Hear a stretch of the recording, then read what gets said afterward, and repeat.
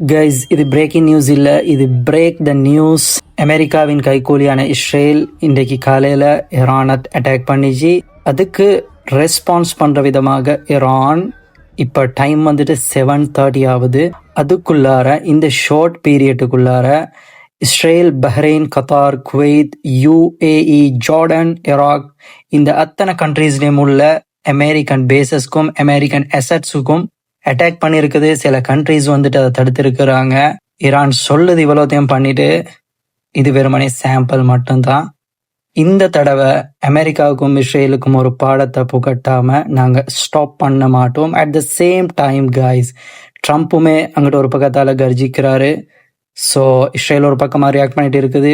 Iranian defence அவங்களும் சொல்றாங்க, Benjamin நெத்தனியாஹு வச்ச பேர் ராரிங் லயன்ஸ். ஈரான் சொல்லுது the lion roaring back. This is just the beginning. So guys, 12 days வார்லையும் வந்துட்டு ஃபர்ஸ்ட் 3 day ஈரான் அடி வாங்கிச்சு. 4th day boom boom Tel Aviv. மொத்த இஸ்ரேலும் சேர்ந்து கெஞ்சுறாங்க அமெரிக்கா கிட்ட, உடனடியாக சீஸ் ஃபயர், யுத்த நிறுத்தத்தை கொண்டு வாங்க அப்படின்னு கெஞ்சுறாங்க. அந்த 12 days வாரையுமே நான் டீட்டெயிலாக எக்ஸ்பிளைன் பண்ணிக்கிறேன். என்னோட யூடியூப் சேனல் வீடியோஸ் இருக்கு பாருங்க.